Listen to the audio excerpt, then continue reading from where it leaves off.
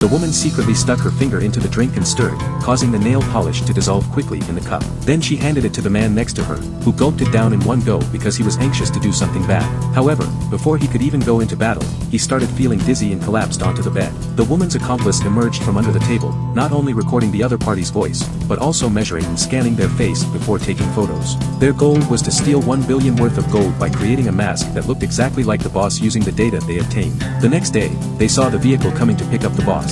The man lowered the rope, and steel nails immediately rose from the ground. Once the other party's vehicle passed, he retracted the nails. While the driver got off to check the tires, they drove away in a vehicle identical to the other party's, going to pick up the boss. When they arrived at their destination, the other party didn't pay attention and the boss took his seat without noticing. When the car stopped halfway, the driver directly knocked him out with a gunshot. He wouldn't wake up for at least 24 hours. Meanwhile, Charlie had been hiding in the passenger seat the whole time, and he put on the mask he had prepared in advance. The two faces were practically identical, ensuring that even the boss's mother wouldn't be able to tell. They drove to the train station, which was already guarded by soldiers. Although Charlie was panicking inside, he had to remain calm.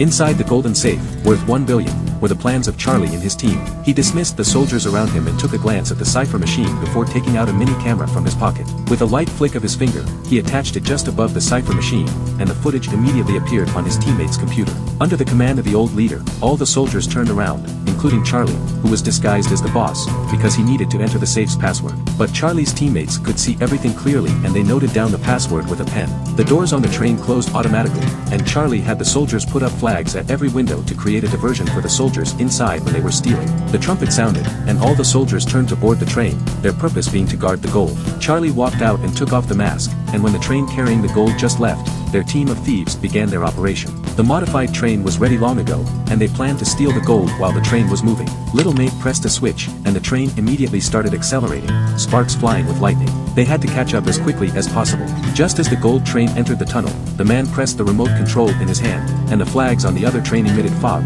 because the soldiers inside the tunnel couldn't see anything. When the train exited the tunnel, the false scenery outside the window had already been created. Even if the guy looked closely, he wouldn't find anything suspicious, and he even waved to the virtual girl outside the window.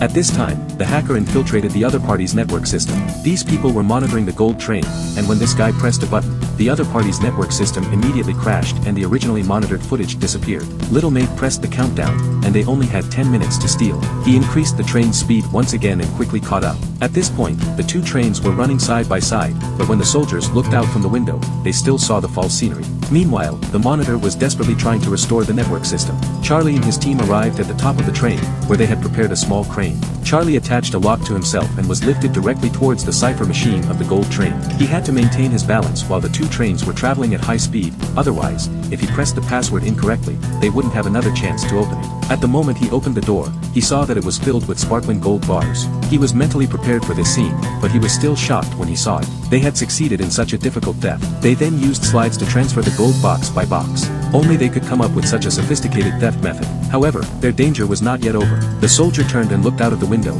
only to see the woman he had waved to before. He immediately felt that something was wrong and opened the door to find thieves moving the gold. But before he could shoot, he was knocked down in just 1 second. Fortunately, the man discovered it in time, but the other soldiers had no idea. There was an obstacle between the two tracks, and at such high speed, the line of the mini crane was snapped when it was hit, sending sparks flying. This made it impossible for them to use the slide, and they had only 50 seconds left, so they could only pass the gold one box at a time using their hands. The time was already tight, but now it became even slower. What's more, there was a railway switch ahead. As they watched the seconds tick away, the other party's network system was about to be restored, but they hadn't finished moving the gold yet. The two trains were about to reach the point where they would separate. Charlie's teammates urged him to jump as quickly as possible, but he went to pick up the last piece of gold instead. At this point, they were running out of time. When he put the gold in his pocket and made a leap, he grabbed his teammate's hand just in time. At the critical moment, he successfully jumped over. The two trains were moving in different directions, and the 10-minute countdown had just ended. The other party's network system immediately recovered, and they watched the train safely driving away, finally able to breathe a sigh of relief, unaware that the gold had been stolen. They separated the carriages, and the one with the gold slid directly onto a truck. But as they were preparing to divide the spoils, an unexpected event occurred.